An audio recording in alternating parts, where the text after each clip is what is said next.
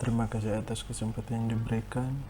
Kami dari kelompok 3 akan mempresentasikan tentang teknologi penyimpanan komputer. Pendahuluan, latar belakang. Semenjak diperkenalkannya komputer modern pada tahun 1940, komputer terus berkembang dengan sangat pesat, baik perangkat keras maupun perangkat lunaknya.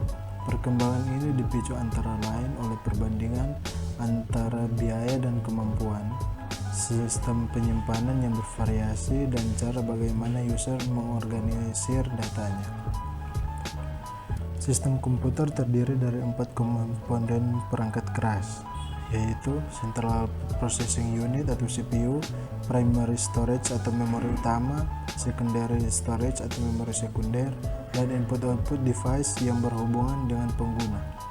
Dan karena itu, perlu dimengerti tentang jenis memori dalam komputer, prinsip kerja memori, alokasi data ke memori, kategori tempat penyimpanan, beserta cara kerja peralatan penyimpanan magnetik dan optik, dan pembahasannya sebagaimana yang tertulis di presentasi ini. Apa itu media penyimpanan komputer? Penyimpanan data komputer berasal dari bahasa Inggris computer data storage, sering disebut sebagai memori komputer, merujuk kepada komponen komputer, perangkat komputer, dan media perekaman yang mempertahankan data digital yang digunakan untuk beberapa interval waktu. Ada juga penjelasan lain seperti media yang digunakan dengan fungsi untuk menyimpan berbagai macam data digital yang tersedia pada perangkat komputer dalam waktu tertentu sehingga dapat dibaca dan dibuka kembali untuk diproses ulang pada perangkat. Jenis-jenis perangkat penyimpanan komputer. Yang pertama, hard disk. Apa itu hard disk? Hard disk adalah salah satu perangkat keras komputer yang menyediakan ruang penyimpanan yang digunakan untuk menyimpan atau membaca data pada komputer. Fungsi hard disk untuk menyimpan semua konten digital, dokumen, foto, musik, video, program, preferensi aplikasi, dan sistem operasi mewakili konten digital yang tersimpan di hard disk. Hard disk dapat berupa eksternal ataupun internal. Kinerja hard disk berhubungan dengan kecepatannya dalam proses transfer data. Berikut ini beberapa parameter yang menentukan kinerja hard disk. Yang pertama, kecepatan putar RPM. Yang kedua, seek time. Yang ketiga, head switch time. Yang keempat, cylinder switch time. Kinerja hard disk ada juga rotational latency, data access time, transfer rate, data throughput rate. Teknologi interface hard disk. Yang pertama, Integrated Drive Electronics atau IDE. Yang kedua, AT Attachment atau ATA. Yang ketiga, SATA atau Serial Advanced Technology Attachment. Yang keempat, SCSI atau Small Computer System Interface. Saat ini ada beberapa mode PIO atau Programmed Input Output dan beberapa mode DMA atau Direct Memory Access. Mode-mode ini menentukan seberapa cepat transfer rate yang dihasilkan. Spesifikasinya menentukan seberapa cepat input-output dapat membaca atau menulis. Yang pertama, mode PIO yang bisa dilihat pada slide ini.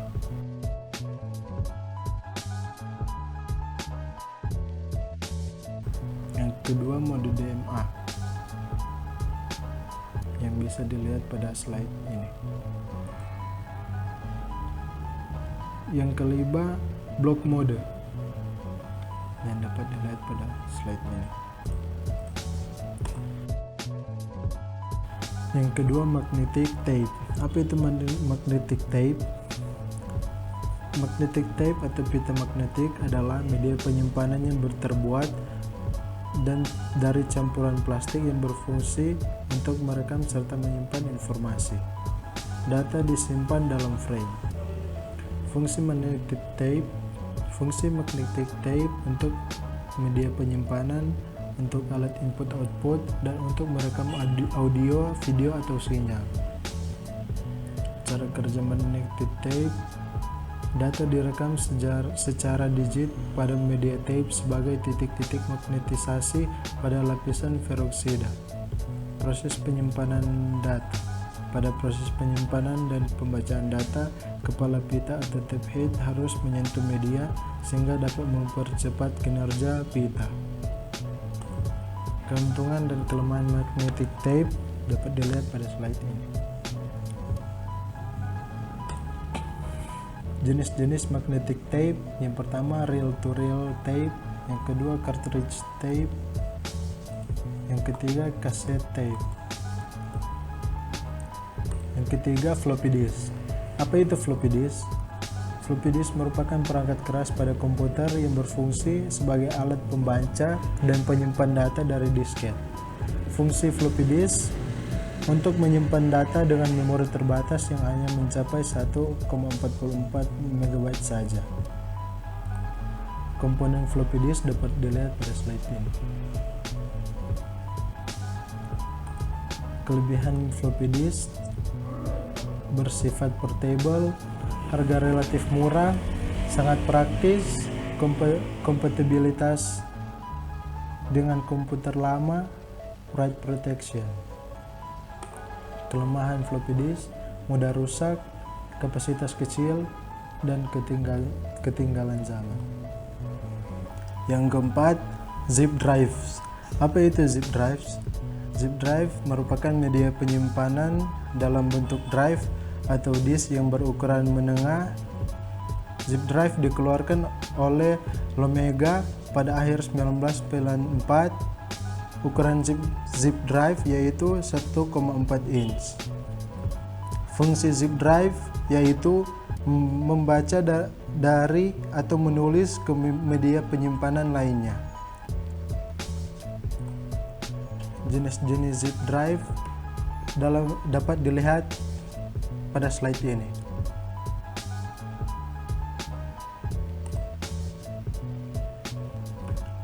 Cara kerja zip drive dapat dilihat dalam slide ini. Kelebihan dan kelemahan zip drive dapat dilihat dalam slide ini. Yang kelima, optical disk. Apa itu optical disk? Optical disk adalah media penyimpanan data elektronik yang dapat ditulis dan dibaca dengan menggunakan sinar laser bertenaga rendah. Media simpan ini mempunyai karakteristik khusus, yaitu tidak bisa diubah isinya, atau pada jenis tertentu bisa dilakukan penulisan ulang data sebanyak maksimum 4 kali. Fungsi optical disk mempunyai 2 fungsi, yaitu sebagai perangkat untuk menuliskan data pada media simpan CD maupun DVD, dan yang kedua adalah membaca data dari media simpan tersebut. Jenis-jenis optical disk: yang pertama, compact disk atau CD. Ada 3 macam CD, diantaranya adalah CD-ROM, CD-WORM, CD-RW, CD-R. Jenis-jenis optical disk: yang kedua, digital video disk atau DVD. DVD adalah generasi selanjutnya dari teknologi penyimpanan dengan menggunakan media optical disk. Ada 5 macam DVD, diantaranya adalah DVD-R, DVD-RW, DVD plus R, DVD plus RW, dan DVD-D. Penjelasannya dapat dilihat dalam slide ini.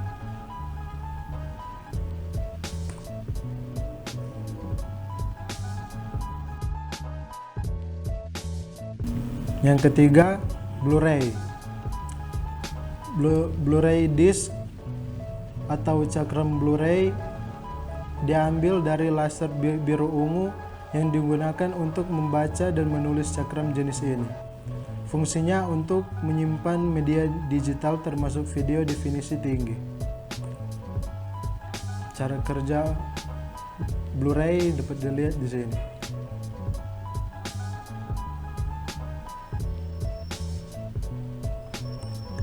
Yang keenam, DVD-ROM. Apa itu DVD-ROM? DVD-ROM adalah perangkat keras yang berfungsi untuk memutar DVD. Tidak hanya DVD saja, CD juga bisa diputar pada DVD-ROM. Fungsi DVD-ROM dapat dilihat pada slide ini.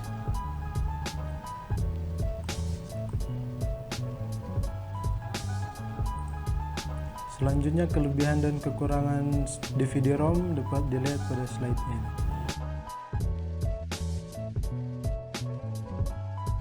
Yang ketujuh, apa itu USB flash drive? USB flash drive adalah sebuah perangkat penyimpanan eksternal yang sangat praktis karena ukurannya yang kecil dan mudah untuk dibawa kemana-mana, dan penyimpanan berbagai data tergantung kapasitasnya. Sesuai namanya, perangkat ini menggunakan port USB atau Universal Serial Bus. Fungsi USB flash drive dapat dilihat pada slide ini.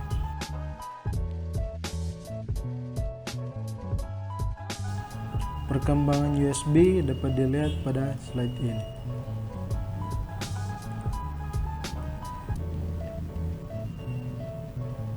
Jenis-jenis konektor USB.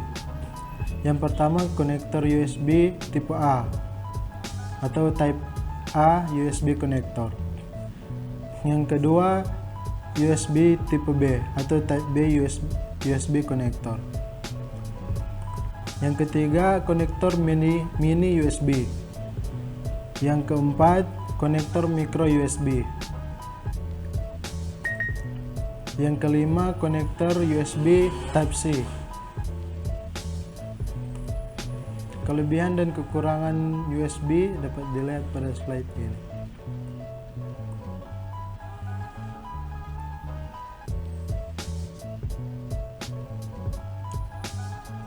Selanjutnya akan dijelaskan oleh Rizky Timbal.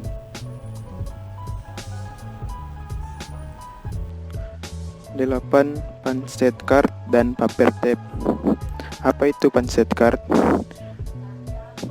Punch card adalah kartu Punch card, kartu IBM, atau kartu Hollerith. Adalah selembar kertas kaku yang berisi baik perintah untuk mengendalikan mesin otomatis atau data untuk aplikasi pengolahan data. Kedua, perintah dan data diwakili oleh ada atau tidak adanya lubang di posisi yang telah ditentukan. Apa itu paper tape? Paper tape disebut juga dengan punch paper, alat yang digunakan untuk membaca paper tape. Paper tape adalah pita yang terbuat dari kertas, media, rekam data yang bentuknya menyerupai pita, dan terbuat dari kertas yang berkualitas tinggi. Perekaman data pada paper tape dilakukan lewat kertas tersebut. Paper tape ini biasanya digunakan untuk mesin maksimil dan telegram. Setiap baris di paper tape dapat menampilkan satu karakter. Karena paper tape ini dapat dilipat, maka paper tape bisa menyimpan data lebih baik daripada punch card. Sedangkan bentuk dari paper tape adalah seri panjang kertas dengan lubang yang menekan untuk menyimpan data. Perkembangan punch card ditemukan oleh Joseph Mary Jesguard pada tahun 1752 sampai 1834 yang berkebangsaan Prancis. Punch card awalnya digunakan untuk mengendalikan alat tenun Jacquard. Alat tenun ini ditemukan tahun 1801 dan masih digunakan hingga sekarang. Punch card disebut sebagai kartu berlubang, di mana lubang tersebut merupakan inti dari punch card. Punch card ini dirancang desain atenunen. Selanjutnya, Babbeck tertarik dengan pencet card dari alat tenun Jacquard. Ia ingin menerapkan pencet card untuk analytical engine-nya. Kemudian pada tahun 1834, Lady Ada Augusta Lovelace meneliti pencet card dan ia menilai bahwa pencet card dapat dirancang untuk menginstruksikan mesin analisis milik Babbeck dan dapat mengulang operasi-operasi tertentu. Orang-orang menganggap Lady Lovelace sebagai programmer pertama atas penilaian pencet card tersebut. Cara kerja pencet card bisa dilihat di slide ini.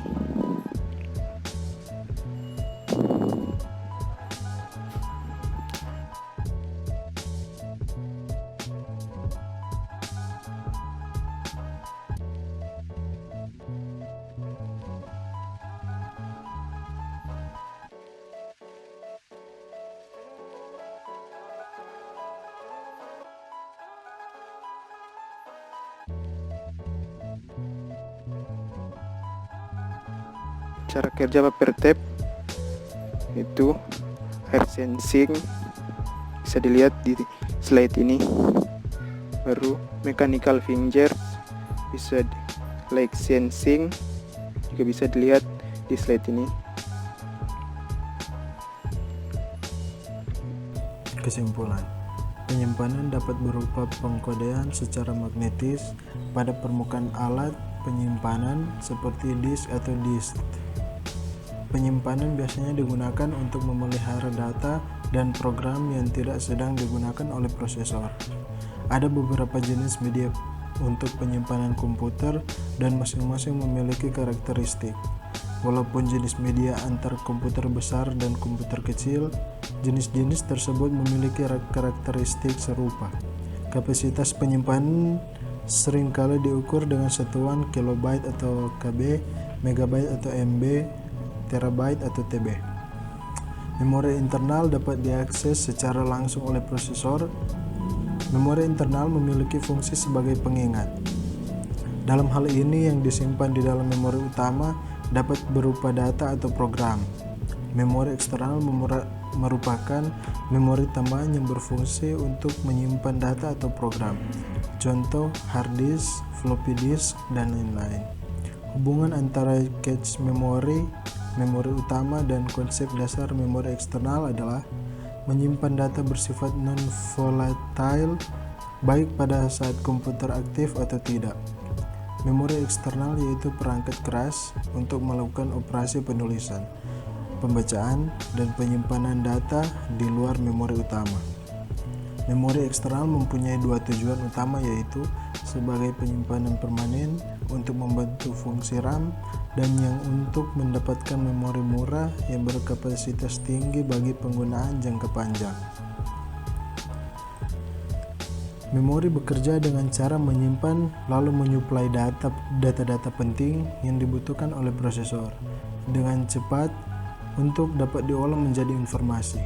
Makanya, fungsi kapasitas adalah hal yang sangat penting bagi memori, karena semakin besar kapasitasnya, maka semakin banyak data yang dapat disimpan dan diteruskan, sehingga akan membuat prosesor dapat bekerja lebih cepat. Komputer data storage, sering disebut storage atau memori, merujuk kepada komponen komputer dan media penyimpanan yang menyimpan data digital yang digunakan dalam interval waktu tertentu. Dalam penggunaan istilah saat ini, memori merujuk kepada bentuk penyimpanan semikonduktor yang dikenal dengan primary storage atau memori utama, secondary storage atau memori sekunder. Yang dimaksud primary storage misalnya random access memory atau RAM, yaitu yang dapat digunakan sebagai tempat penyimpanan data dan program sementara sewaktu digunakan oleh prosesor. Terima kasih.